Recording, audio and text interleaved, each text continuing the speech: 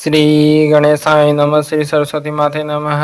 श्रीमद्भागवत महापुराण की जय। जय जय श्री राधेश्याम।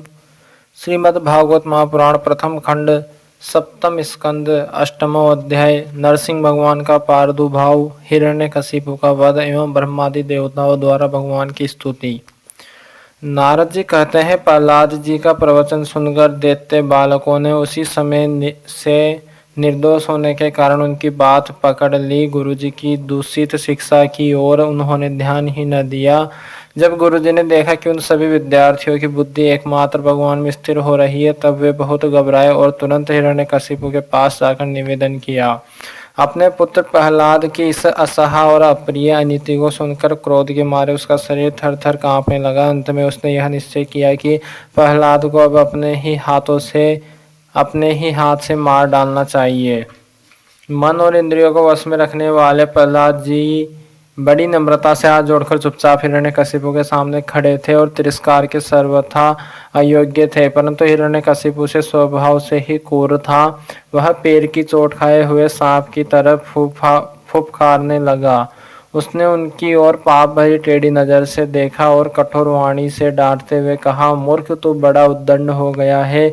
स्वयं तो नीच है ही, अब हमारे कुल के और बालकों को भी फोड़ना चाहता है। तूने बड़े ठिठाई से मेरी आज्ञा का उल्लंघन किया है। आज ही तुझे यमराज के घर भेजकर इसका फल चखाता हूँ। मैं तनिक सा क्रोध करता हूँ तो तीनों लोक और उनके लोकपाल कांप उठते हैं। फिर मूर्ख, तूने किसके बलबूते पर निडर की तरह मेरी आज्ञा के विरुद्ध काम किया है। प्रहलाद जी ने कहा, दैत्यराज, ब्रह्मा से लेकर तिनके तक सब छोटे छोटे बड़े चराचर जीवों को भगवान ने ही अपने वश में कर रखा है। न केवल मेरे और आपके बल्कि संसार के समस्त बलवानों के बल भी केवल वही है। वे ही महापराक्रमी सर्वशक्तिमान प्रभु काल है तथा समस्त प्राणियों के इंद्रिय बल, मनोबल, देह बल, धैर्य एवं इंद्रिय भी वही है।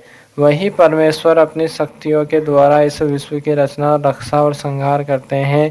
वे ही तीनों गुणों के स्वामी हैं। आप अपना यह आसुर भाव छोड़ दीजिए। अपने मन को सबके प्रति सम्मान बनाइए। इस संसार में अपने वश में न रहने वाले कुमारगामी मन के अतिरिक्त और कोई शत्रु नहीं है। मन में सबके प्रति समता का भाव लाना ही भगवान की सबसे बड़ी पूजा है। जो लोग अपना सर्वस्व लूटने वाले इन 6 इंद्रिय रूपी डाकुओं पर तो पहले विजय नहीं प्राप्त करते और ऐसा मानने लगते हैं कि हमने 10 दिशाएं जीत ली है, वे मूर्ख है। हाँ, जिस ज्ञानी और जितेंद्रिय महात्मा ने समस्त प्राणियों के प्रति समता का भाव प्राप्त कर लिया, उसके ज्ञान से पैदा होने वाले काम, क्रोध आदि शत्रु भी मर मिट जाते हैं। फिर बाहर के शत्रु तो रहे ही कैसे। हिरण्यकशिपु ने कहा, रे मंद बुद्धि, तेरे बहकने की अब हद हो गई है। यह बात स्पष्ट है कि अब तू मरना चाहता है, क्योंकि जो मरना चाहते हैं वे ही ऐसी बेसिर पैर की बातें बका करते हैं। अब आगे तूने मेरे सिवा जो और किसी को जगत का स्वामी बतलाया है, सो देखूं तो तेरा वह जगदीश्वर कहाँ है। अच्छा, क्या कहा, वह सर्वत्र है तो इस खंबे में क्यों नहीं दिखता। अच्छा, तुझे इस खंबे में भी दिखाई देता है। अरे तू क्यों इतनी डींग हाँक रहा है।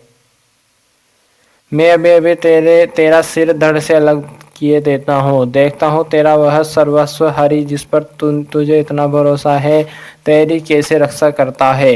इस प्रकार वह अत्यंत बलवान महादैत्य भगवान के परम प्रेमी प्रहलाद को बार बार झिड़किया देता और सताता रहा। जब क्रोध के मारे वह अपने को रोक न सका, तब हाथ में खड़ग लेकर सिंहासन से कूद पड़ा और बड़े जोर से उस खंबे को एक घूंसा मारा। उसी समय उस खंबे में एक बड़ा भयंकर शब्द हुआ। ऐसा जान पड़ा मानो यह ब्रह्मांड ही फट गया हो। वह ध्वनि जब लोकपालों के लोक में पहुंची, तब उसे सुनकर ब्रह्मादि को ऐसा जान पड़ा मानो उनके लोकों का प्रलय हो रहा हो। हिरण्यकशिपु प्रहलाद को मार डालने के लिए बड़े जोर से झपटा था, परंतु दैत्य सेनापतियों को भी भय से कपा देने वाला उस अद्भुत और अपूर्व घोर शब्द को सुनकर वह घबराया हुआ सा देखने लगा कि यह शब्द करने वाला कौन है। परंतु उसे सभा के भीतर कुछ भी दिखाई न पड़ा। इस समय अपने सेवक प्रहलाद और ब्रह्मा की वाणी सत्य करने और समस्त पदार्थों में अपनी व्यापकता दिखाने के लिए सभा के भीतर उसी खंबे में बड़ा ही विचित्र रूप धारण करके भगवान प्रकट हुए। वह रूप न तो पूरा सिंह का ही था और न मनुष्य का ही। जिस समय हिरण्यकशिपु शब्द करने वाले की इधर उधर खोज कर रहा था, उसी समय खंबे के भीतर से निकलते हुए उस अद्भुत प्राणी को उसने देखा। वह सोचने लगा, अहो यह न तो मनुष्य है और न पशु, फिर यह नरसिंह के रूप में कौन सा अलौकिक जीव है। जिस समय हिरण्यकशिपु इस उदेड़ बुन में लगा हुआ था, उस समय उसके बिल्कुल सामने ही नरसिंह भगवान खड़े हो गए। उनका वह रूप अत्यधिक भयावना था। तपाए हुए सोने के समान पीली पीली भयानक आंखें थी। जम्बाई लेने से गर्दन के बाल इधर उधर लहरा रहे थे। दाढ़ें बड़ी विकराल थे। तलवार की तरह लपलपाते हुए छुरे की धार के समान तीखी जीभ थी। टेढ़ी बोहों से उनका मुख और भी दारुण हो रहा था। कान निश्चल एवं ऊपर की ओर उठे हुए थे।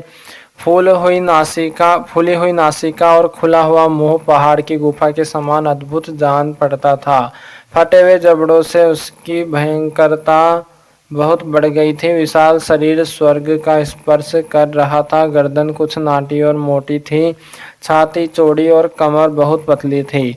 चंद्रमा की किरणों के समान सफेद रोए सारे शरीर पर चमक रहे थे।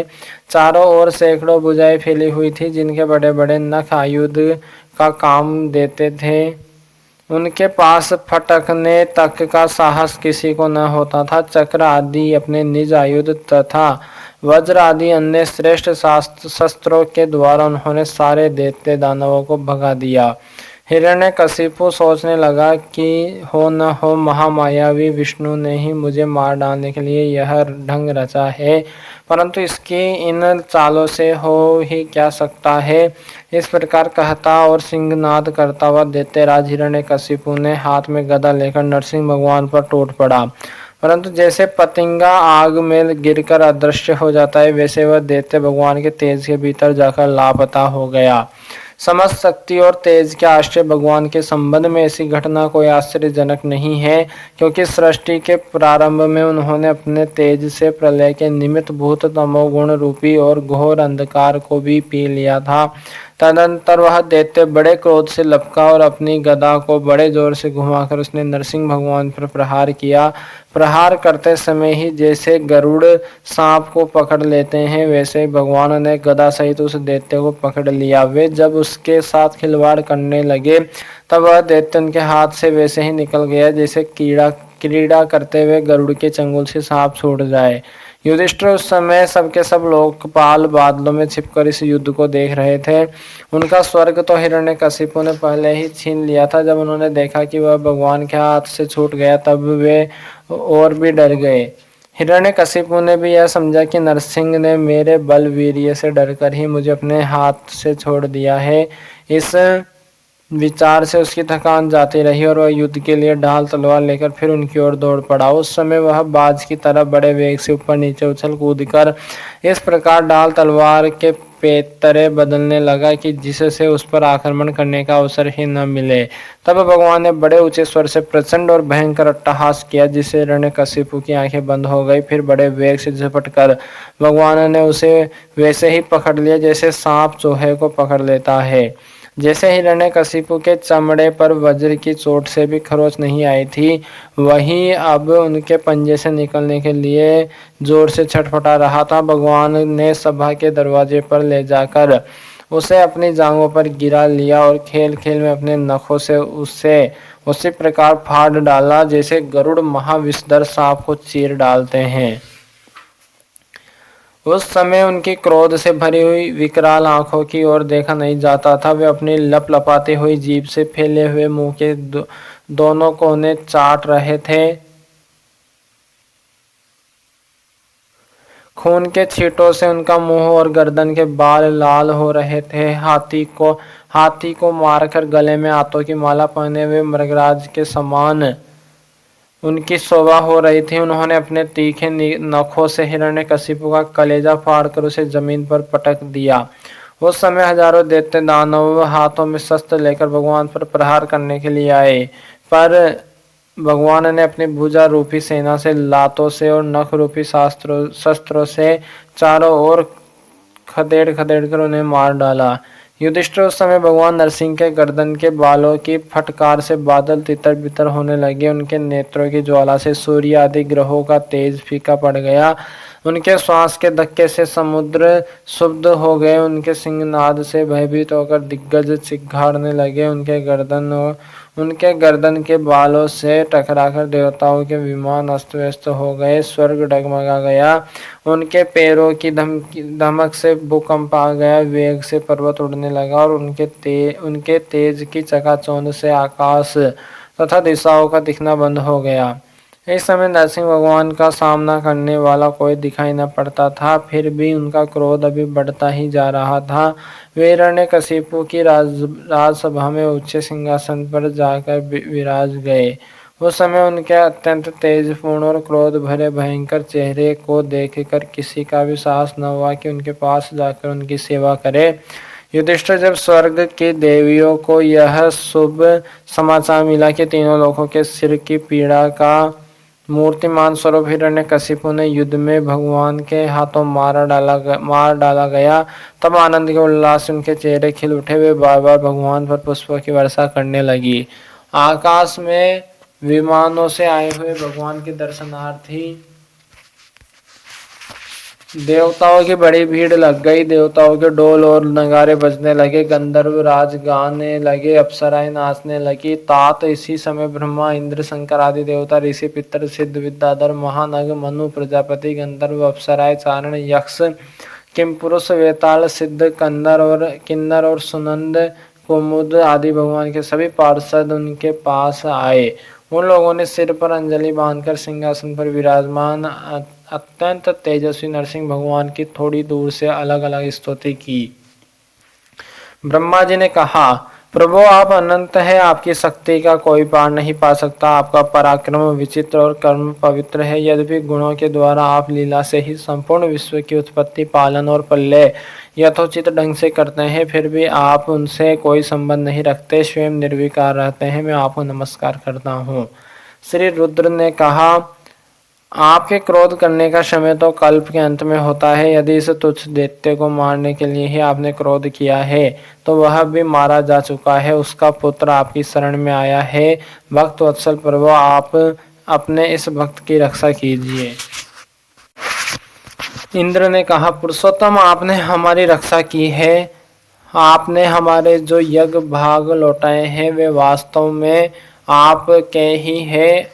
दैत्यों के आतंक से संकुचित हमारे हृदय कमल को आपने प्रफुल्लित कर दिया है। वह भी आपका ही निवास स्थान है। यह जो स्वर्ग आदि का राज्य हम लोगों को पुनः प्राप्त हुआ है, यह सब काल का ग्रास है। जो आपके सेवक हैं उनके लिए ही यह है ही क्या। स्वामी, जिन्हें आपकी सेवा की चाह है वे मुक्ति का भी आदर नहीं करते, फिर अन्य भोगों की तो उन्हें आवश्यकता ही क्या है। ऋषियों ने कहा, पुरुषोत्तम आपने तपस्या के द्वारा ही अपने में लीन हुए जगत की फिर से रचना की थी और कृपा करके उसी आत्म तेज स्वरूप श्रेष्ठ तपस्या का उपदेश आपने हमारे लिए भी किया था। इस दैत्य ने उसी तपस्या का उच्छेद कर दिया था। शरणागत वत्सल, उस तपस्या की रक्षा के लिए अवतार ग्रहण करके आपने हमारे लिए फिर से उसी उपदेश का अनुमोदन किया है। पितरों ने कहा, प्रभु हमारे पुत्र हमारे लिए पिंडदान करते हैं। उन्हें बलात् छीनकर खा जाया करता था। जब वे पवित्र तीर्थ में या संक्रांति आदि के अवसर पर नैवेद्य का तर्पण करते या तिलांजलि देते तब उसे भी यह पी जाता। आज आपने अपने नखों से उसका पेट फाड़कर वह सब का सब लौटाकर मानो हमें दे दिया।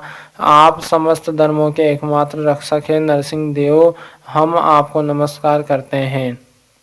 सिद्धों ने कहा, नरसिंह देव, इस दुष्ट ने आपने अपने योग और तपस्या के बल से हमारी योग सिद्धि गति छीन ली थी।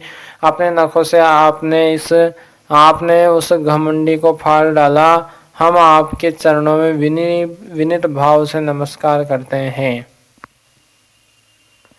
विद्याधरों ने कहा, यह मूर्ख हिरण्यकशिपु अपने बल और वीरता के घमंड में चोर था। यहाँ तक कि हम लोगों ने विविध धारणाओं से जो विद्या प्राप्त की थी उसे इसने व्यर्थ कर दिया था। आपने युद्ध में यज्ञ पशु की तरह इसको नष्ट कर दिया। अपनी लीला से नरसिंह बने हुए आपको हम नित्य निरंतर प्रणाम करते हैं। नागों ने कहा, इस पापी ने हमारे मणियों और हमारी श्रेष्ठ और सुंदर स्त्रियों को भी छीन लिया था। आज उसकी छाती फाड़कर आपने हमारी पत्नियों को बड़ा आनंद दिया। प्रभु, हम आपको नमस्कार करते हैं। मनुओं ने कहा, देवादिदेव, हम आपके आज्ञाकारी मनु हैं। इस देवते ने हम लोगों की धर्म मर्यादा भंग कर दी थी। आपने उस दुष्ट को मारकर बड़ा उपकार किया है। प्रभु, हम आपके सेवक हैं, आज्ञा कीजिए, हम आपकी क्या सेवा करें। प्रजापतियों ने कहा, परमेश्वर, आपने हमें प्रजापति बनाया था, परंतु इसके रोक देने से हम प्रजा की सृष्टि नहीं कर पाते थे। आपने इसकी छाती फाड़ डाली और यह जमीन पर सर्वदा के लिए सो गया। सत्वमय मूर्ति धारण करने वाले प्रभु, आपका यह अवतार संसार के कल्याण के लिए है। गंधर्वों ने कहा, प्रभु, हम आपके नाचने वाले, अभिनय करने वाले और संगीत सुनाने वाले सेवक हैं। इस दैत्य ने अपने बल, वीर्य और पराक्रम से हमें अपना गुलाम बना रखा था। उसे आपने इस दशा को पहुंचा दिया। सच है, कुमार्ग से चलने वाले का भी क्या कभी कल्याण हो सकता है। चारणों ने कहा, प्रभु, आपने सज्जनों के हृदय को पीड़ा पहुंचाने वाले इस दुष्ट को समाप्त कर दिया। इसलिए हम आपके उन चरण कमलों की शरण में हैं, जिनके प्राप्त होते ही जन्म मृत्यु रूप संसार चक्र से छुटकारा मिल जाता है। यक्षों ने कहा, भगवान, अपने श्रेष्ठ कर्मों के कारण हम लोग आपके सेवकों में प्रधान गिने जाते थे, परंतु हिरण्यकशिपु ने हमें अपनी पाल की ढोलने वाले कहार बना लिया। प्रकृति के नियामक परमात्मा इसके कारण होने वाले अपने निज जनों के कष्ट जानकर ही आपने इसे मार डाला है। किम पुरुषों ने कहा, हम लोग अत्यंत तुच्छ है, किम पुरुष है और आप सर्वशक्तिमान महापुरुष है। जब सत्पुरुषों ने इसका तिरस्कार किया, इसे धिक्कारा, तभी आज आपने इस कुपुरुष असुराधाम को नष्ट कर दिया। वेतालिकों ने कहा, भगवान, बड़ी बड़ी सभा और ज्ञान यज्ञों में आपके निर्मल यश का गान करके हम बड़ी प्रतिष्ठा पूजा प्राप्त करते थे। इस दुष्ट ने हमारी वह आजीविका ही नष्ट कर दी थी। बड़े सौभाग्य की बात है कि महारोग के समान इस दुष्ट को आपने जड़ मूल से उखाड़ दिया। किन्नरों ने कहा, हम किन्नरगण आपके सेवक हैं। यह दैत्य हमसे बेगार में ही काम लेता था। भगवान, आपने कृपा करके आज इस पापी को नष्ट कर दिया। प्रभु, आप इस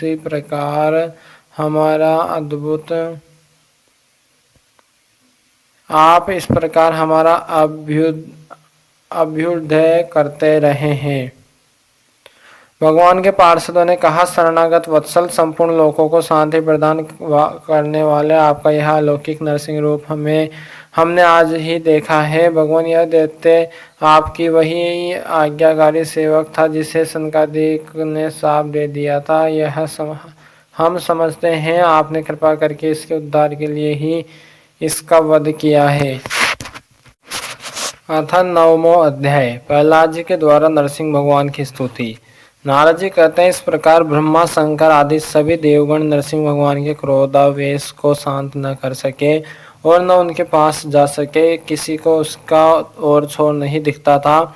देवताओं ने उन्हें शांत करने के लिए स्वयं लक्ष्मी जी को भेजा। उन्होंने जाकर जब नरसिंह भगवान का वह महान अद्भुत रूप देखा, तब भयवश वे भी उनके पास तक न जा सके। उन्होंने ऐसा अनूठा रूप न कभी देखा और न सुना ही था। तब ब्रह्मा जी ने अपने पास ही खड़े प्रहलाद को यह कहकर भेजा कि बेटा, तुम्हारे पिता पर ही तो भगवान कुपित हुए थे, अब तुम ही उनके पास जाकर उन्हें शांत करो। भगवान के परम प्रेमी प्रहलाद जो आज्ञा कहकर और धीरे धीरे से भगवान के पास जाकर हाथ जोड़ पृथ्वी पर साष्टांग लौट गए। नरसिंह भगवान ने देखा कि नन्हा सा बालक मेरे चरणों के पास पड़ा हुआ है।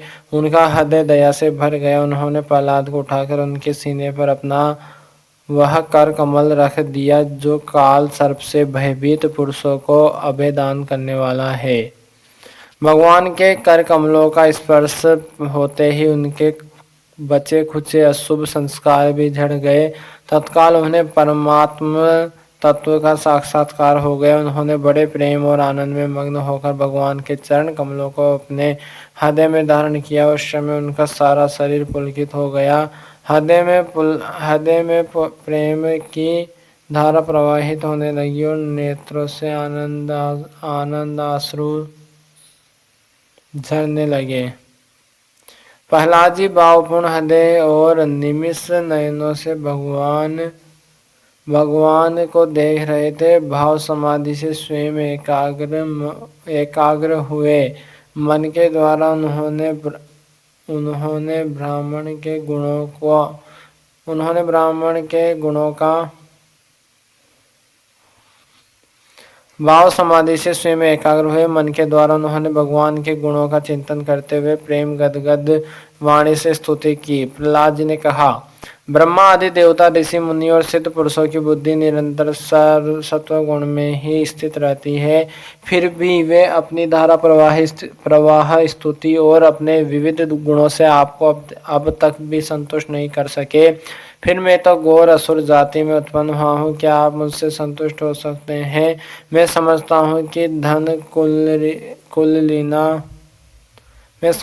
धन कुलीनता रूप तप विद्या ओज तेज प्रभाव बल पौरुष बुद्धि और योग, ये सभी गुण परम पुरुष भगवान को संतुष्ट करने में समर्थ नहीं है।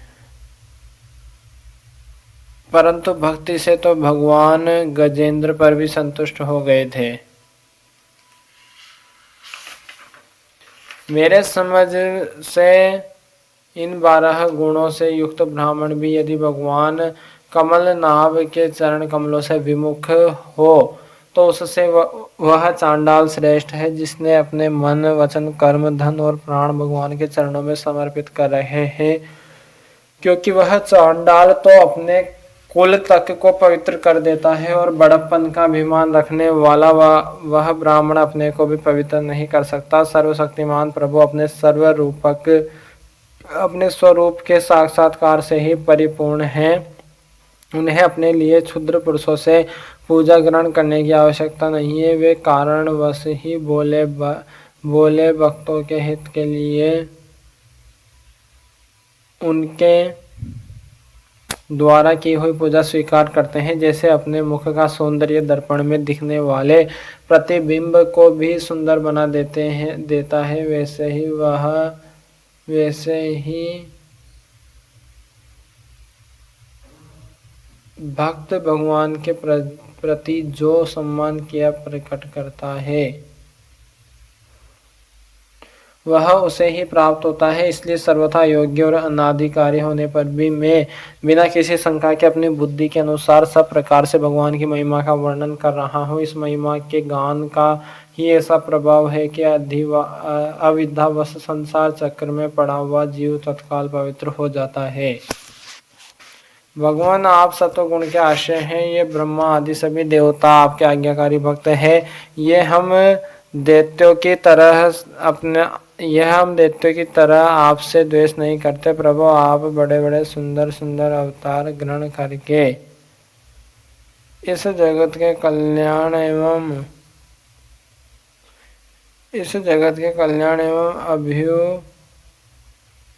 अभ्युदय के लिए तथा उसे आत्मानंद की प्राप्ति करने के लिए अनेकों प्रकार की लीलाएं करते हैं।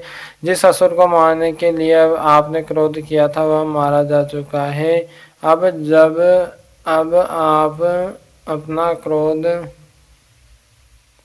अब आप अपना क्रोध शांत कीजिए। जैसे बिच्छू और सांप की मृत्यु से संबंध जैसे बिच्छू और सांप की मृत्यु से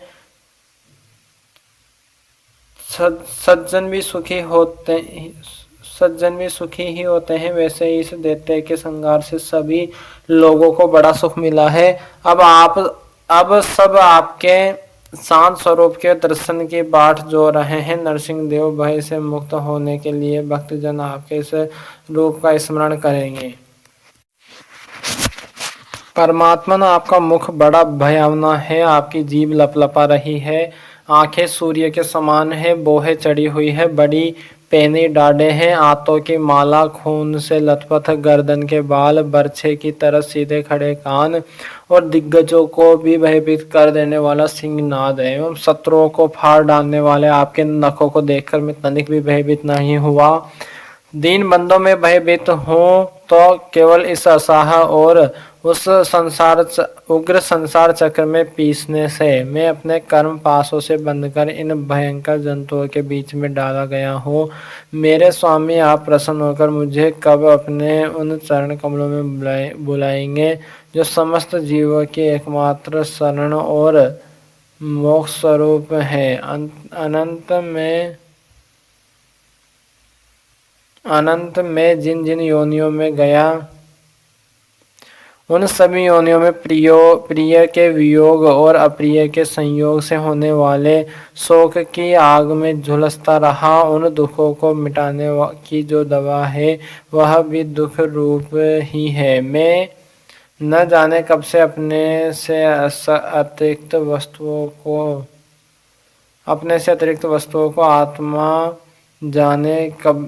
आत्मा समझकर इधर उधर भटक रहा हूँ। वह अब आप ऐसा साधन बतलाइए जिससे कि आपकी सेवा भक्ति प्रदान कर सको। प्रभु, आप हमारे प्रिय हैं, अहेतुक हितैषी सुहृद है। आप वास्तव में सबके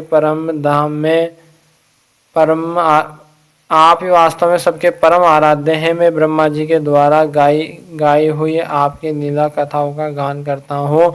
बड़ी सुगमता से राग आदि प्राकृत गुणों से मुक्त होकर इस संसार की कठिनाइयों को पार कर जाऊंगा, क्योंकि आपके चरण युगलों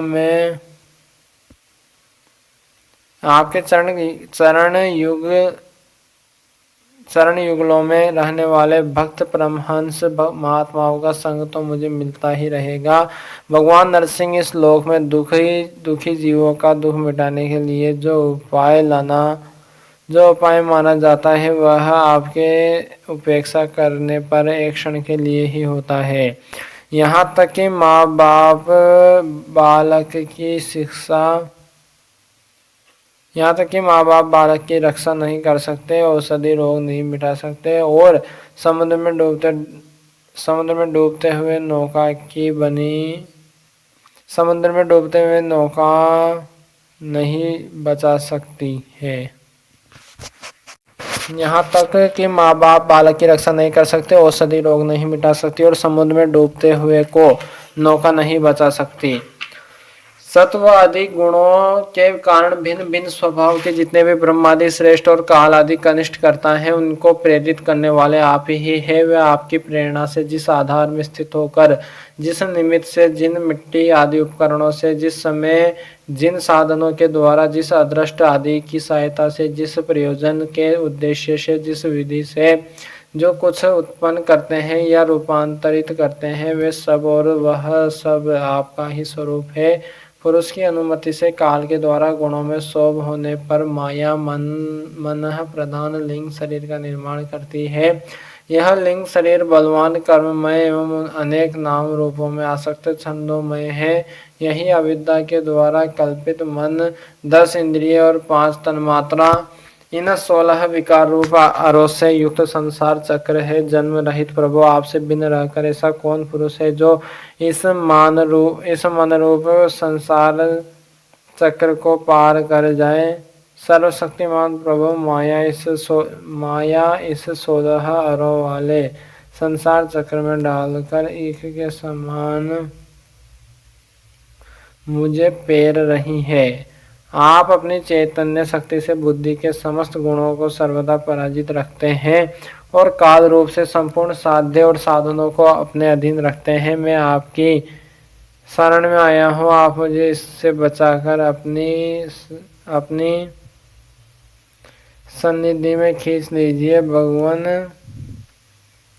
भगवान जिनके लिए संसारी लोग बड़े लालायित रहते हैं, स्वर्ग में मिलने वाले समस्त लोकपालों की वह आयु, लक्ष्मी और ऐश्वर्य मैंने खूब देख लिया।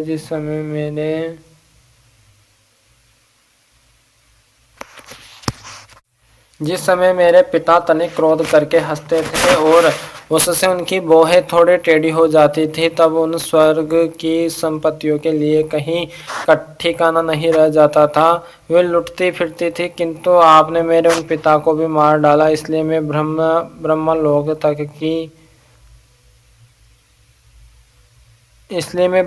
लोक तक की आयु, लक्ष्मी, ऐश्वर्य और वे इंद्रिय भोग जिन्हें संसार के प्राणी चाह करते हैं नहीं चाहता, क्योंकि मैं जानता हूँ कि अत्यंत शक्तिशाली काल का रूप धारण करके आपने उन्हें ग्रस्त रखा है। इसलिए मुझे आप अपने दासों की सन्निधि में ले चलिए। विषय भोग की तो बातें सुनने में ही अच्छी लगती है, वास्तव में वे मृग तृष्णा के जल के समान नितांत असत्य हैं, और यह शरीर भी जिससे वे भोग भोगे जाते हैं अगणित रोगों का उद्गम स्थान है। कहाँ है वे मिथ्या विषय भोग और कहाँ है यह रोग युक्त शरीर। इन दोनों की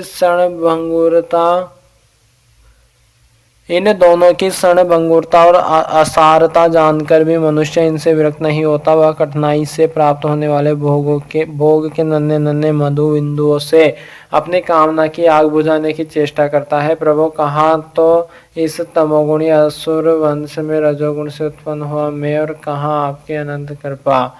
धन्य है आपने अपना परम प्रसाद स्वरूप और सकल संतापहारी वह कर कमल मेरे सिर पर रखा है, जिसे आपने ब्रह्मा, शंकर और लक्ष्मी जी के सिर पर भी कभी नहीं रखा। दूसरे संसारी जीवों के समान आप में छोटे बड़े का भेदभाव नहीं है, क्योंकि आप सबके आत्मा और आकरण प्रेमी है। फिर भी कल्प वृक्ष के समान आपका कृपा प्रसाद भी सेवन भजने से ही प्राप्त होता है। सेवा के अनुसार ही जीवों पर आपकी कृपा का उदय होता है, उसमें जातिगत उच्चता या नीचता कारण नहीं है। भगवान, यह संसार एक ऐसा अंधेरा कुआं है जिसमें काल रूप सर्प डसने के लिए सदा तैयार रहता है। विषय भोग की इच्छा वाले पुरुष उसी में गिरे हुए हैं। मैं भी संगवश उसके पीछे उसी में गिरने जा रहा हूँ, परंतु भगवान, देवर्षि नारद ने मुझे अपनाकर बचा लिया, तब भला मैं आपके भक्तजनों की सेवा कैसे छोड़ सकता हूँ। अनंत जिस समय मेरे पिता ने अन्याय करने के लिए कमर कसकर हाथों में खड्ग ले लिया और वह कहने लगे कि यदि मेरे सिवा कोई और ईश्वर है तो तुझे बचा ले, मैं तेरा सिर काटता हूँ। उस समय आपने मेरे प्राणों की रक्षा की और मेरे पिता का वध किया। मैं तो समझता हूँ कि आपने अपने प्रेमी भक्त सनकादि ऋषियों का वचन सत्य करने के लिए ही वैसा किया था। भगवान, यह संपूर्ण जगत एकमात्र आप ही है, क्योंकि इसके आदि में आप ही कारण रूप से थे, अंत में आप ही अवधि के रूप में रहेंगे, और बीच में इसकी प्रतीति के रूप में भी केवल आप ही है। आप अपनी माया से गुणों के परिणाम स्वरूप इस जगत की सृष्टि करके इसमें पहले से विद्यमान रहने पर भी प्रवेश की लीला करते हैं और उन गुणों से युक्त होकर अनेक मालूम पड़ रहे हैं। भगवान, यह जो कुछ कार्य कारण के रूप में प्रतीत हो रहा है वह सब आप ही है, और इससे भिन्न भी आप ही है। अपने परोए का भेदभाव तो अर्थहीन शब्दों की माया है, क्योंकि जिसका जन्म, स्थिति, लय और प्रकाश होता है वह उसका स्वरूप ही होता है। जैसे बीज और वृक्ष कारण और कार्य की दृष्टि से भिन्न भिन्न है, तो भी गंध तन्मात्र की दृष्टि से दोनों एक ही है। भगवान आप इस संपूर्ण विश्व को स्वयं ही अपने में भगवान आप इस संपूर्ण विश्व को स्वयं ही अपने में समेटकर आत्म सुख का अनुभव करते हुए निष्क्रिय होकर प्रलयकालीन जल में शयन करते हैं। उस समय अपने स्वयं सिद्ध योग के द्वारा बाह्य दृष्टि को बंद कर आप अपने स्वरूप के प्रकाश में निद्रा को विलीन कर लेते हैं और तुरीय ब्रह्मा पद में स्थित रहते हैं। उस समय आप न तो तमोगुण से ही युक्त होते हैं और न तो विषयों को ही स्वीकार करते हैं। आप अपनी काल शक्ति से प्रकृति के गुणों को प्रेरित करते हैं, इसलिए यह ब्रह्मांड आपका ही शरीर है। पहले यह आप में ही लीन था। जब प्रलयकालीन जल के भीतर शेषशैया पर शयन करने वाले आपने योग निद्रा की समाधि त्याग दी, तब वट के बीज से विशाल वृक्ष के समान आपकी नाभि से ब्रह्मांड कमल उत्पन्न हुआ। उस पर सूक्ष्मदर्शी ब्रह्मा जी प्रकट हुए। जब उन्हें कमल के सिवा और कुछ भी दिखाई न पड़ा, तब अपने में बीज रूप से व्याप्त आपको वे न जान सके और आपको अपने से बाहर समझकर जल के भीतर घुसकर 100 वर्ष तक ढूंढते रहे, परंतु वहां उन्हें कुछ नहीं मिला। यह ठीक ही है, क्योंकि अंकुर उगाने पर उसमें व्याप्त बीज को कोई बाहर अलग कैसे देख सकता है। ब्रह्मा को बड़ा आश्चर्य हुआ। वे हार कर कमल पर बैठ गए। बहुत समय बीतने पर तीव्र तपस्या करने से जब उनका हृदय शुद्ध हो गया, तब उन्हें भूत इंद्रिय और अंतःकरण रूप से अपने शरीर में ही ओतप्रोत रूप से स्थित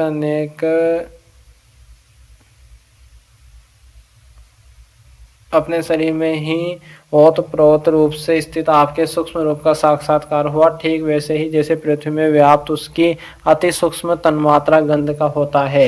विराट पुरुष सहस्त्रों मुख, चरण, सिर, हाथ, जंघा, नासिका, मुख, कान, नेत्र, आभूषण और आयुधों से संपन्न था। 14 लोक उसके विभिन्न अंगों के रूप में शोभायमान थे। वह भगवान की एक लीलामय मूर्ति थी। उसे देखकर ब्रह्मा जी को बड़ा आनंद हुआ।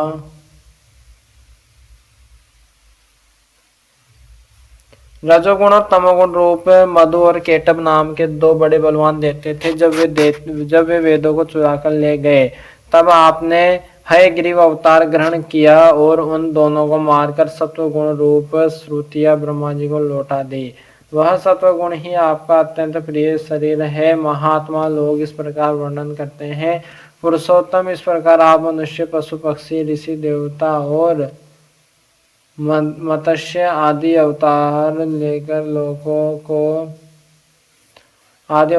लोगों का पालन तथा विश्व के द्रोहियों का संहार करते हैं। इन अवतारों के द्वारा आप प्रत्येक युग में उसके धर्मों की रक्षा करते हैं। कलयुग में आप छिपकर गुरु रूप से ही रहते हैं। कलयुग में आप छिपकर गुप्त रूप से ही रहते हैं। इसलिए आपका एक नाम त्रियुग भी है। वैकुंठनाथ, मेरे मन की बड़ी दुर्दशा है। वह पाप वासनाओं से तो कलुषित है ही, स्वयं भी अत्यंत दुष्ट है। वह प्राय ही कामनाओं के कारण आतुर रहता है और हर्ष, शोक, भय एवं लोक परलोक, धन, पत्नी, पुत्र आदि की चिंताओं से व्याकुल रहता है। इसे आपकी लीला कथाओं में तो रस ही नहीं मिलता। इसके मारे में दीन हो रहा हूँ।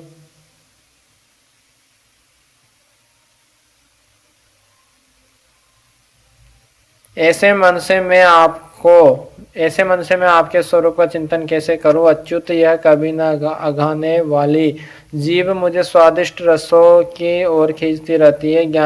जनेन्द्रिय सुंदर स्त्री की और त्वचा सुकोमल स्पर्श की और पेट भोजन की और कान मधुर संगीत की और नासिका भीनी भीनी सुगंध की और ये चपल नेत्र सौंदर्य की ओर मुझे खींचते रहते हैं। इनके सिवा कर्मेंद्रिया भी अपने अपने विषयों की ओर ले जाने को जोर लगाती ही रहती है। मेरी तो वह दशा हो रही है जैसे किसी पुरुष की बहुत सी पत्नियां उसे अपने अपने शयन गृह में ले जाने के लिए चारों ओर से घसीट रही हो। इस प्रकार यह जीव अपने कर्मों के बंधन में पड़कर इस संसार रूप वैतरणी नदी में गिरा हुआ है। जन्म से मृत्यु मृत्यु से जन्म और दोनों के द्वारा कर्म भाग करते करते यह भयभीत हो गया है, यह अपना है, यह पराया है। इस प्रकार के भेदभाव से युक्त होकर किसी से मित्रता करता है तो किसी से शत्रुता। आप इस मूढ़ जीव जाति की यह दुर्दशा देखकर करुणा से द्रवित हो जाइए। इस भव नदी से सर्वदा पार रहने वाले भगवान इन प्राणियों को भी अब पार लगा दीजिए। जगत गुरु, आप इस सृष्टि की उत्पत्ति, स्थिति तथा पालन करने वाले हैं। ऐसी अवस्था में इन जीवों को इस भव नदी के पार उतार देने में आपको क्या प्रयास है। दीन जनों के परम हितैषी प्रभु, भूले भटके मूढ़ हैं, महान पुरुषों के विशेष अनुग्रह पात्र होते हैं। हमें उसकी कोई आवश्यकता नहीं है, क्योंकि हम आपके प्रियजनों की सेवा में लगे रहते हैं। इसलिए पार जाने की हमें कभी चिंता ही नहीं होती। परमात्मन इस भव वैतरणी से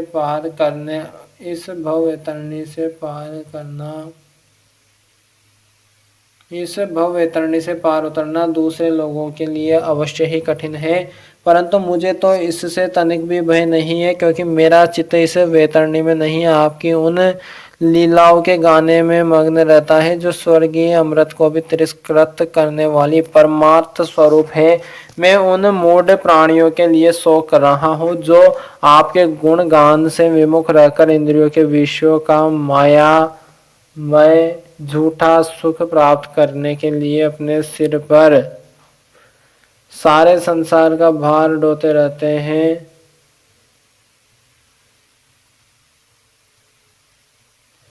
मेरे स्वामी, बड़े बड़े ऋषि मुनि तो प्रायः अपनी मुक्ति के लिए निर्जन वन में जाकर मौन व्रत धारण कर लेते हैं। वे दूसरे की भलाई के लिए कोई विशेष प्रयत्न नहीं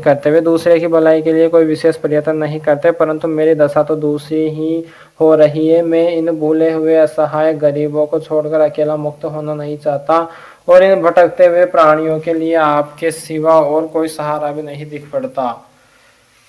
घर में फंसे हुए लोगों को जो मैथुन आदि का सुख मिलता है, वह अत्यंत तुच्छ एवं दुख रूप ही है। जैसे कोई दोनों हाथों से खुजला रहा हो, तो उस खुजली में पहले उसे कुछ थोड़ा सा सुख मालूम पड़ता है, परंतु पीछे से दुख ही दुख होता है। किंतु ये भूले हुए अज्ञानी मनुष्य बहुत दुख भोगने पर भी इन विषयों से अगाते नहीं। इसके विपरीत धीर पुरुष जैसे खुजलाहट को सह लेते हैं, वैसे ही काम आदि वेगों को भी सह लेते हैं।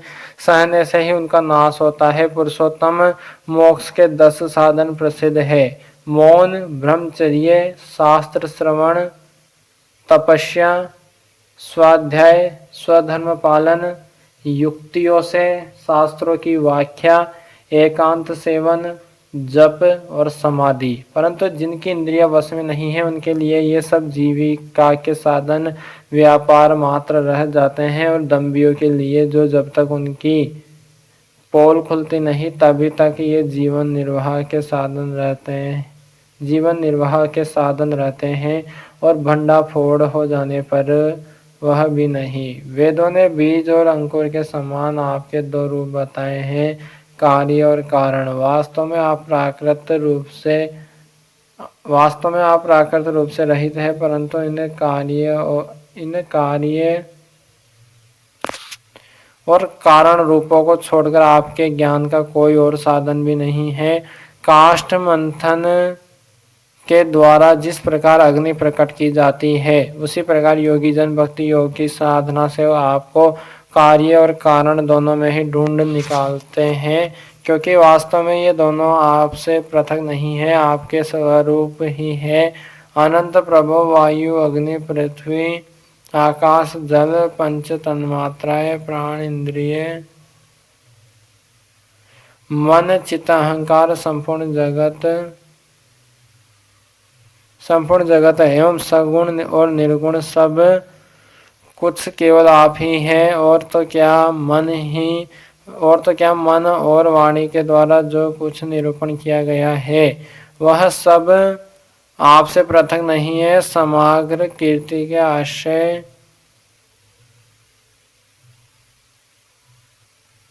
समग्र कीर्ति के आश्रय भगवान ये सत्वादि गुण और इन गुणों के परिणाम महतत्व आदि देवता मनुष्य एवं मन आदि कोई भी आपका स्वरूप जानने में समर्थ नहीं है, क्योंकि ये सब आदि अंत वाले हैं और आप अनादि एवं अनंत है, ऐसा विचार करके ज्ञानी जन शब्दों की माया से उपरात हो जाते हैं। परम पूज्य, आपकी सेवा के 6 अंग है: नमस्कार, स्तुति, समस्त कर्मों का समर्पण, सेवा पूजा, चरण कमलों का चिंतन और लीला कथा का श्रवण। इस षडंग सेवा के बिना आपके चरण कमलों की भक्ति कैसे प्राप्त हो सकती है और भक्ति के बिना आपकी प्राप्ति कैसे होगी? प्रभु, आप तो अपने परम प्रिय भक्त जनों के परमहंसों के ही सर्वस्व है।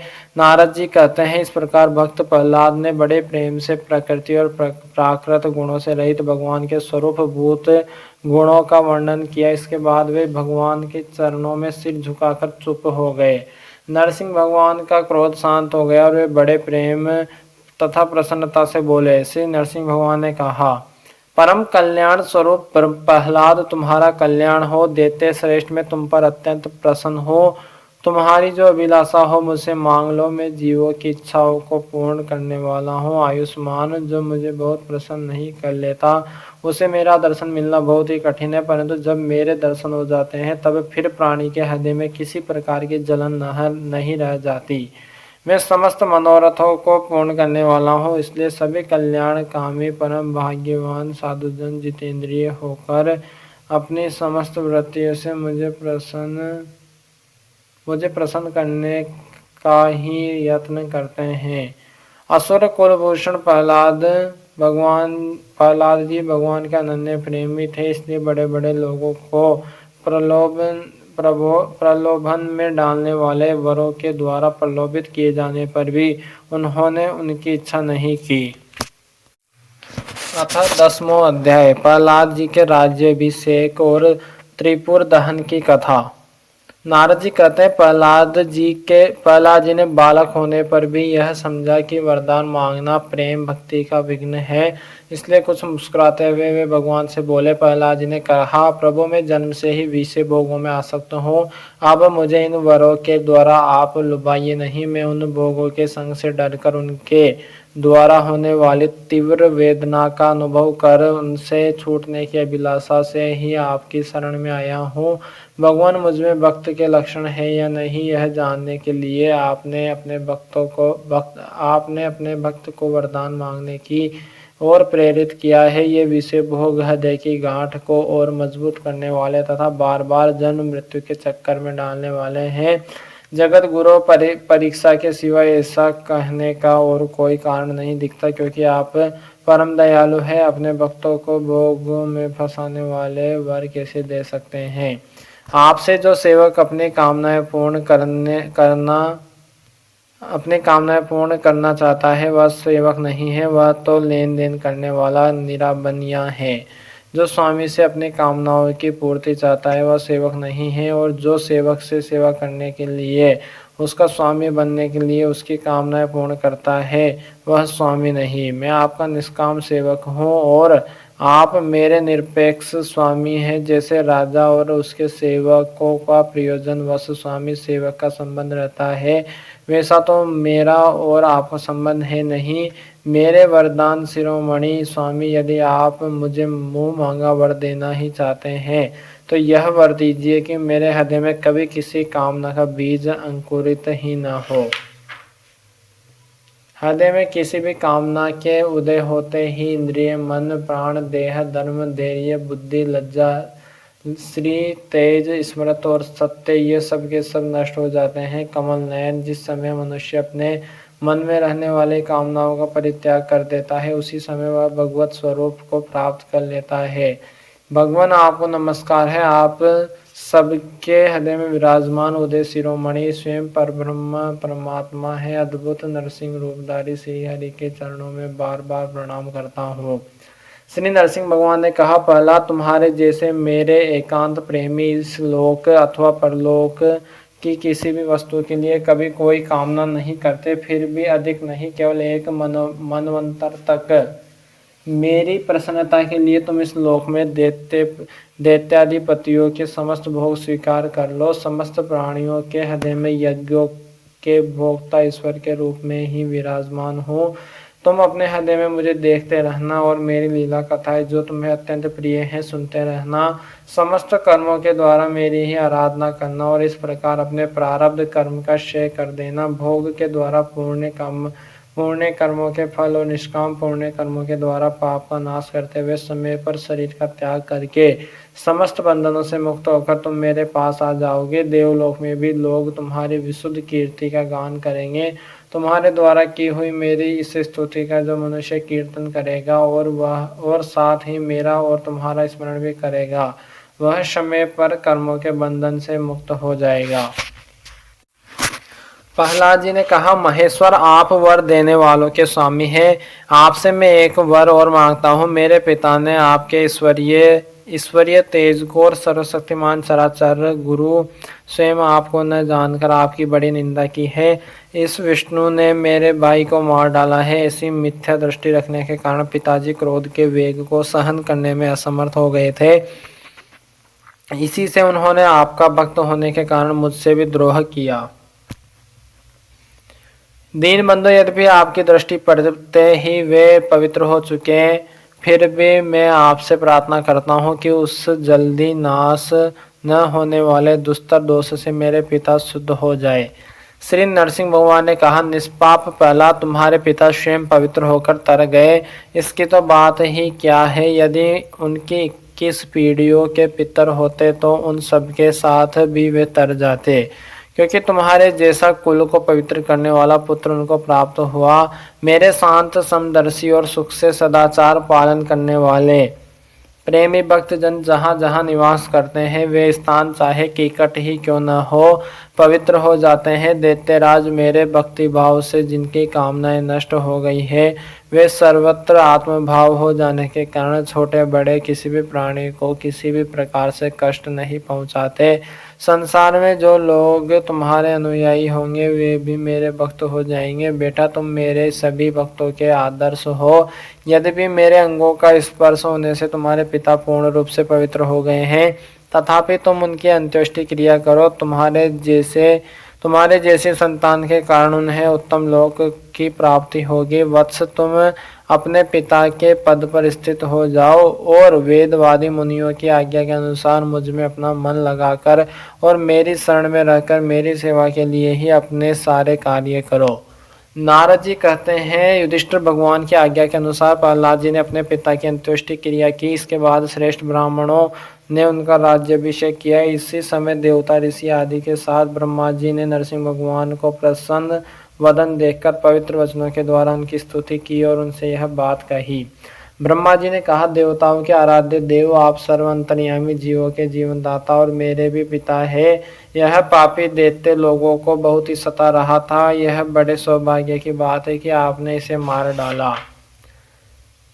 मैंने इसे वर दे दिया था कि मेरी सृष्टि का कोई भी प्राणी तुम्हारा वध न कर सकेगा। इससे यह मतवाला हो गया था। तपस्या, योग और बल के कारण उच्छृंखल होकर इसने वेद विधियों का उच्छेद कर दिया था। यह भी बड़े सौभाग्य की बात है कि इसके पुत्र परम भागवत शुद्ध हृदय नन्हे से शिशु प्रहलाद को आपने मृत्यु के मुख से छुड़ा दिया, तथा यह भी बड़े आनंद और मंगल की बात है कि वह अब आपकी शरण में है। भगवान, आपके इस नरसिंह रूप का ध्यान जो कोई एकाग्र मन से करेगा, उसे यह सब प्रकार के भयों से बचा लेगा।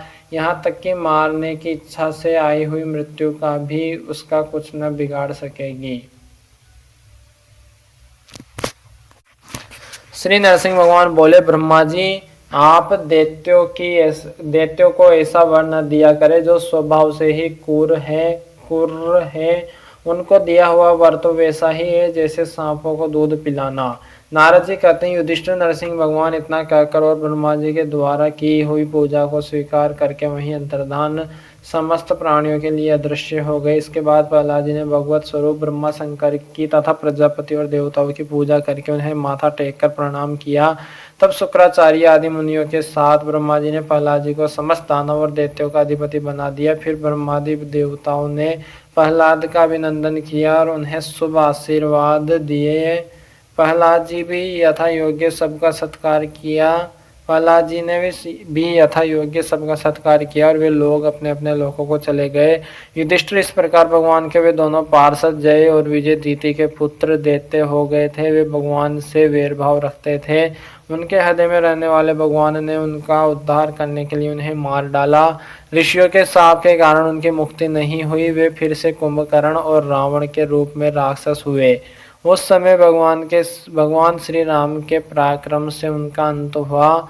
युद्ध में भगवान राम के बाणों से उनका कलेजा फट गया। वे वहीं पड़े पड़े पूर्व जन्म की भांति भगवान का स्मरण करते करते उन्होंने अपने शरीर छोड़े। वे ही अब इस युग में शिशुपाल और दंत वक्त्र के रूप में पैदा हुए थे। भगवान के प्रति वैरभाव होने के कारण तुम्हारे सामने ही वे उनमें समा गए। युधिष्ठिर श्री कृष्ण से शत्रुता रखने वाले सभी राजा अंत समय में श्री कृष्ण के स्मरण से तद्रुप होकर अपने पूर्वकृत पापों से सदा के लिए मुक्त हो गए। जैसे भृंगी के द्वारा पकड़ा हुआ कीड़ा भय से ही उसका स्वरूप प्राप्त कर लेता है, जिस प्रकार भगवान के प्यारे भक्त अपनी भेदभाव रहित अनन्य भक्ति के द्वारा भगवत स्वरूप को प्राप्त कर लेते हैं, वैसे ही शिशुपाल आदि नरपति भी भगवान के वैरभाव जनित अनन्य चिंतन से भगवान के सारूप्य को प्राप्त हो गए। युधिष्ठिर, तुमने मुझसे पूछा था कि भगवान से द्वेष करने वाले शिशुपाल आदि को उनके सारूप्य की प्राप्ति कैसे हुई, उसका उत्तर मैंने तुम्हें दे दिया। ब्राह्मण ने देव परमात्मा श्री कृष्ण का यह परम पवित्र अवतार चरित्र है। इसमें हिरण्याक्ष और हिरण्यकशिपु इन दोनों दैत्यों के वध का वर्णन है। इस प्रसंग में भगवान के परम भक्त प्रहलाद का चरित्र भक्ति, ज्ञान, वैराग्य एवं संसार की सृष्टि, स्थिति और प्रलय के स्वामी श्री हरि के यथार्थ स्वरूप तथा उनके दिव्य गुण एवं लीलाओं का वर्णन है। इस आख्यान में देवता और दैत्यों के पदों में कालक्रम से जो महान परिवर्तन होता है उसका भी निरूपण किया गया है, जिसके द्वारा भगवान की प्राप्ति होती है। उस भागवत धर्म का भी वर्णन है। अध्यात्म के संबंध में भी सभी जानने योग्य बातें इसमें हैं। भगवान के पराक्रम से पूर्ण इस पवित्र आख्यान को जो कोई पुरुष श्रद्धा कीर्तन से करता और सुनता है वह कर्म बंधन से मुक्त हो जाता है। जो मनुष्य परम पुरुष परमात्मा की यह नरसिंह लीला, सेनापतियों सहित हिरण्यकशिपु का वध और संत शिरोमणि प्रहलाद जी का पावन प्रभाव एकाग्र मन से पढ़ता और सुनता है, वह भगवान के अभय पद वैकुंठ को प्राप्त होता है। युधिष्ठिर, इस मनुष्य लोक में तुम लोगों के भाग्य अत्यंत प्रशंसनीय है, क्योंकि तुम्हारे घर में साक्षात परब्रह्म परमात्मा मनुष्य का रूप धारण करके गुप्त रूप से निवास करते हैं। इसी से सारे संसार को पवित्र कर देने वाले ऋषि मुनि बार बार उनका दर्शन करने के लिए चारों ओर से तुम्हारे पास आया करते हैं। बड़े बड़े महापुरुष निरंतर जिनको ढूंढते रहते हैं, जो माया के लेस से रहित परम शांत परमानंदुभव स्वरूप परब्रह्म परमात्मा है, वे ही तुम्हारे प्रिय हितैषी मेरे भाई पूज्य आज्ञाकारी गुरु और स्वयं आत्मा श्री कृष्ण है। शंकर ब्रह्मा आदि भी अपनी सारी बुद्धि लगाकर वे यह है इसी रूप में उनका वर्णन नहीं कर सके। इस रूप में उनका वर्णन नहीं कर सके, फिर हम तो कर ही कैसे सकते हैं। हम तो मौन, भक्ति और संयम के द्वारा ही उनकी पूजा करते हैं। कृपया हमारी यह पूजा स्वीकार करके भक्त वत्सल भगवान हम पर प्रसन्न हो। युधिष्ठिर, यही एकमात्र आराध्य देव है। प्राचीन काल में बहुत बड़े मायावी मयासुर ने जब रुद्रदेव की कमनीय कीर्ति में कलंक लगाना चाहा था, तब इन्हीं भगवान श्री कृष्ण ने फिर से उनके यश की रक्षा और विस्तार किया था। राजा युधिष्ठिर ने पूछा, नारद जी, मैं दानव किस कार्य में जगदीश्वर रुद्रदेव का यश नष्ट करना चाहता था और भगवान श्री कृष्ण ने किस प्रकार उनके यश की रक्षा की, आप कृपा करके बतलाइए। नारद जी ने कहा, एक बार इन्हीं भगवान श्री कृष्ण से शक्ति प्राप्त करके देवताओं ने युद्ध में असुरों को जीत लिया था। उस समय सबके सब असुर मायावियों के परम गुरु मय दानव की शरण में गए। शक्तिशाली मायासुर ने सोने चांदी और लोहे के 3 विमान बना दिए। वे विमान क्या थे? 3 पुर ही थे। वे इतने विलक्षण थे कि उनका आना जाना जान नहीं पड़ता था। उनमें अपरिमित सामग्रियां भरी हुई थी। युधिष्ठिर दैत्य सेनापतियों के मन में तीनों लोक और लोकपतियों के प्रति वैरभाव तो था ही, अब उसकी याद करके उन तीनों विमानों के द्वारा वे उनमें छिपे रहकर सबका नाश करने लगे। तब लोकपालों के साथ सारी प्रजा भगवान शंकर की शरण में गई और उनसे प्रार्थना की कि प्रभु, त्रिपुर में रहने वाले असुर हमारा नाश कर रहे हैं, हम आपके हैं, अतः देवादिदेव आप हमारी रक्षा कीजिए। उनकी प्रार्थना सुनकर भगवान शंकर ने कृपापूर्ण शब्दों में कहा, डरो मत। फिर उन्होंने अपने धनुष पर बाण चढ़ाकर तीनों पुरों पर छोड़ दिया। उनके उस बाण से सूर्यमंडल से निकलने वाले किरणों के समान अन्य बहुत से बाण निकले। उनमें से मानो आग की लपटें निकल रही थी। उनके कारण उन पुरों का दिखना बंद हो गया। उनके स्पर्श से सभी विमानवासी निष्प्राण होकर गिर पड़े। महामायावी मैं बहुत से उपाय जानता था। वह उन दैत्यों को उठा लाया और अपने बनाए हुए अमृत के कुएं में डाल दिया। उस सिद्ध अमृत का रस का स्पर्श होते ही असुरों का शरीर अत्यंत तेजस्वी और वज्र के समान सुदृढ़ हो गया। वे बादलों को विदर्ण करने वाली बिजली की आग की तरह उठ खड़े हुए। इन्हीं भगवान श्री कृष्ण ने जब देखा कि महादेव जी तो अपना संकल्प पूरा न होने के कारण उदास हो गए हैं, तब उन असुरों पर विजय प्राप्त करने के लिए इन्होंने एक युक्ति की। यही भगवान विष्णु उस समय गो बन गए और ब्रह्मा जी बछड़ा बने। दोनों ही मध्याह्न के समय उन तीनों पुरों में गए और उस सिद्ध रस के कुएं का सारा अमृत पी गए। यद्यपि उसके रक्षक दैत्य इन दोनों को देख रहे थे, फिर भी भगवान की माया से वे इतने मोहित हो गए कि इन्हें रोक न सके। जब उपाय जानने वालों में श्रेष्ठ मायासुर को यह बात मालूम हुई, तब भगवान की इस लीला का स्मरण करके उसे कोई शोक न हुआ। शोक करने वाले अमृत रक्षकों से उसने कहा, भाई, देवता, असुर, मनुष्य अथवा और कोई भी प्राणी अपने पराये अथवा दोनों के लिए जो प्रारब्ध का विधान है उसे मिटा नहीं सकता। जो होना था हो गया, शोक करके क्या करना। इसके बाद भगवान श्री कृष्ण ने अपनी शक्तियों के द्वारा भगवान शंकर के युद्ध की सामग्री तैयार की। उन्होंने धर्म से रथ, ज्ञान से सारथी, वैराग्य से ध्वजा, ऐश्वर्य से घोड़े, तपस्या से धनुष, विद्या से कवच, क्रिया से बाण और अपनी अन्य शक्तियों से अन्य वस्तुओं का निर्माण किया। इन सामग्रियों से सज धजकर भगवान शंकर रथ पर सवार हुए एवं धनुष बाण धारण किए। भगवान शंकर ने अभिजीत मुहूर्त में धनुष पर बाण चढ़ाया और उन तीनों दुर्भेद विमानों को भस्म कर दिया। युधिष्ठिर उसी समय स्वर्ग में दुंदुभियां बजने लगी। सैकड़ों विमानों की भीड़ लग गई। देवता, ऋषि, पितर और सिद्धेश्वर आनंद से जय जयकार करते हुए पुष्पों की वर्षा करने लगे।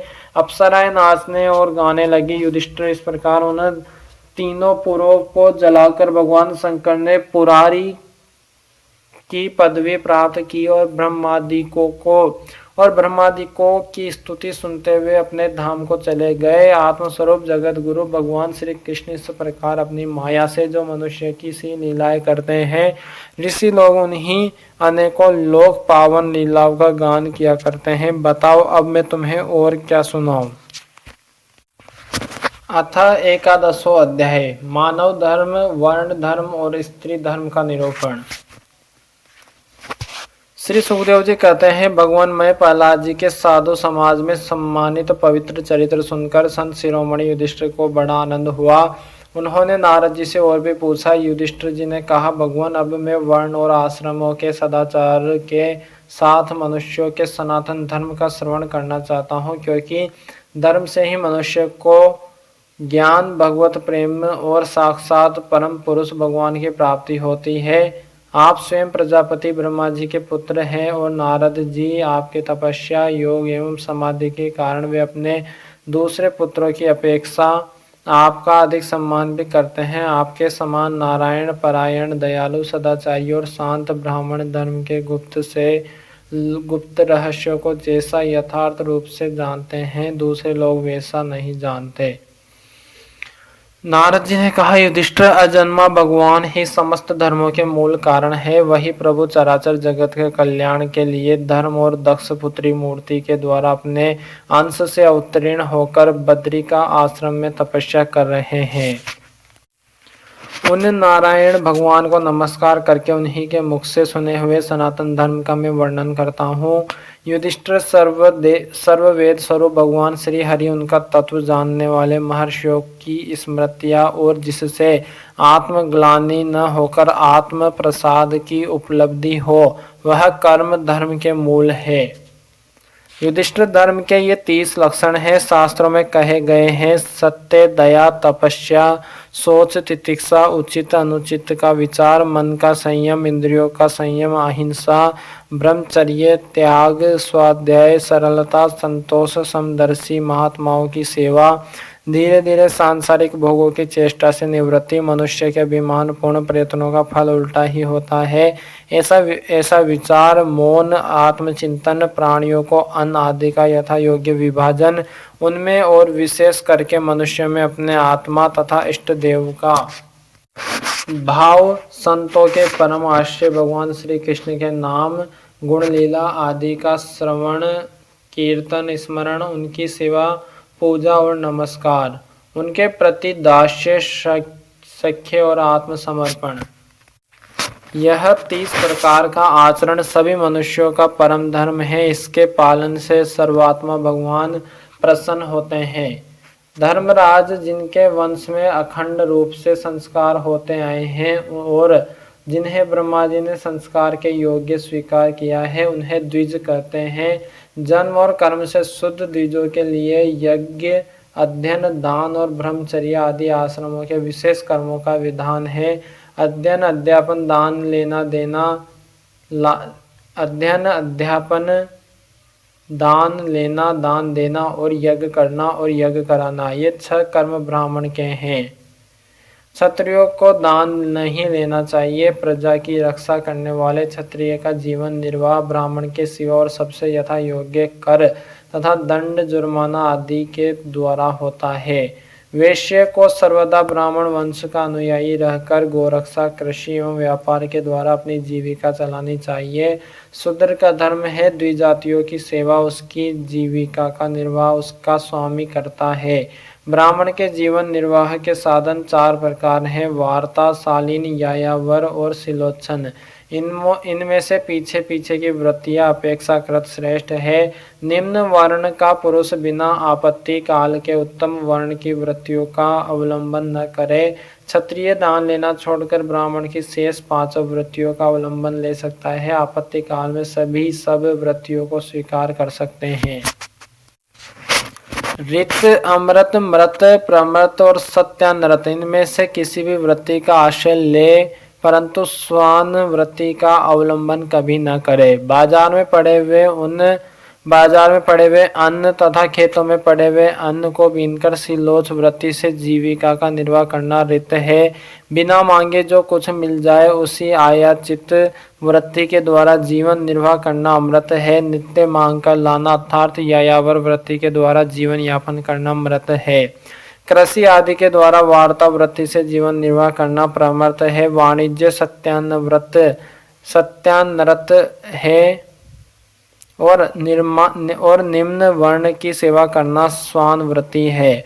ब्राह्मण और क्षत्रियों को इस अंतिम निंदित वृत्ति का कभी आश्रय नहीं लेना चाहिए, क्योंकि ब्राह्मण सर्ववेदमय और क्षत्रिय राजा सर्वदेवमय है। सम, दम, तप, सोच, संतोष, क्षमा, सरलता, ज्ञान, दया, भगवत परायणता और सत्य, ये ब्राह्मण के लक्षण हैं। युद्ध में उत्साह, वीरता, धीरता, तेजस्विता, त्याग, मनोजय, क्षमा, ब्राह्मणों के प्रति भक्ति, अनुग्रह और प्रजा की रक्षा करना, ये क्षत्रिय के लक्षण हैं। देवता, गुरु और भगवान के प्रति भक्ति, अर्थ, धर्म और काम, इन तीनों पुरुषार्थों की रक्षा करना, आस्तिकता, उद्योगशीलता और व्यवहारिक निपुणता, ये वैश्य के लक्षण हैं।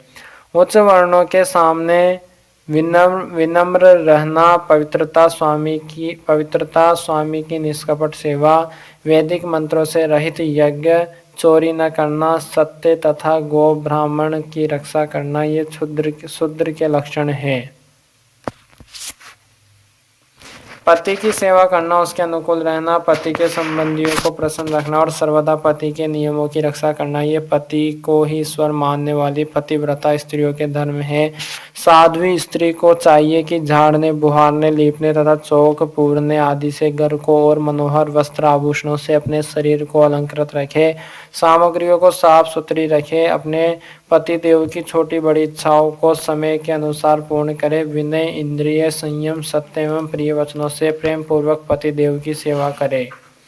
जो कुछ मिल जाए उसी में संतुष्ट रहे, किसी भी वस्तु के लिए ललचावे नहीं, सभी कार्यों में चतुर एवं धर्मज्ञ हो, सत्य और प्रिय बोले, अपने कर्तव्य में सावधान रहे, पवित्रता और प्रेम से परिपूर्ण रहकर यदि पति पतित न हो तो उसका सहवास करे। जो लक्ष्मी जी के समान पति परायणा होकर अपने पति की उसे साक्षात भगवान का स्वरूप समझकर सेवा करती है, उसके पति देव वैकुंठ लोक में भगवत स्वरूपे को प्राप्त होते हैं और वह लक्ष्मी जी के समान उनके साथ आनंदित होती है। युधिष्ठिर, जो चोरी तथा अन्य पाप कर्म नहीं करते, उन अंत्यज तथा चांडाल आदि अंत्य वसाय वर्ण संकर जातियों की वृत्तियां वे ही है जो कुल परंपरा से उनके यहाँ चली आई है। वेददर्शी ऋषि मुनियों ने युग युग में प्राय मनुष्य के स्वभाव के अनुसार धर्म की व्यवस्था की है। वही धर्म उनके लिए इस लोक और परलोक में कल्याणकारी है। जो स्वाभाविक वृत्ति का आश्रय लेकर अपने स्वधर्म का पालन करता है, वह धीरे धीरे उन स्वाभाविक कर्मों से भी ऊपर उठ जाता है और गुणातीत हो जाता है। महाराज, जिस प्रकार बार बार बोने से खेत स्वयं ही शक्तिहीन हो जाता है और उसमें अंकुर उगना बंद हो जाता है, यहाँ तक कि उसमें बोया हुआ बीज भी नष्ट हो जाता है, उसी प्रकार यह चित्त जो वासनाओं का खजाना है, विषयों का अत्यंत सेवन करने से स्वयं ही उब जाता है। परंतु स्वल्प भोगों से ऐसा नहीं होता। जैसे एक एक बूंद घी डालने से आग नहीं बुझती, परंतु एक ही साथ अधिक घी पड़ जाए तो वह बुझ जाती है। जिस पुरुष के वर्ण को बतलाने वाला जो लक्षण कहा गया है, वह यदि दूसरे वर्ण वाले में भी मिले तो उसे भी उसी वर्ण का समझना चाहिए। श्रीमद् भागवत महापुराण की जय। श्री सीताराम भगवान की जय। श्री राधे श्याम जी सरकार की जय। हनुमान जी महाराज की जय। उमापति महादेव भगवान की जय। श्री नरसिंह भगवान की जय। श्री प्रहलाद जी महाराज की जय। श्री विराट पुरुष भगवान की जय। अपने अपने माता पिता की जय। सद्गुरुदेव भगवान की जय। सभी भूदेव ब्राह्मण की जय। सभी भूदेव संतन की जय। सभी विरक्त ब्राह्मण की जय। सभी विरक्त संतन की जय। सभी पितरन की जय। गौ माता की जय। वृंदावन बिहारी लाल की जय। लाडली जो सरकार की जय। संकादि मुनियों की जय। देवर्षि नारद जी महाराज की जय। श्री सुखदेव जी महाराज की जय। श्री परीक्षित जी महाराज की जय। श्री लाडली जो सरकार की जय। सनातन धर्म की जय। श्रीमद् भागवत महापुराण की जय। जय जय श्री राधे श्याम। सबको मिले श्री वृंदावन धाम। नमः पार्वती पतये हर हर महादेव। इति श्री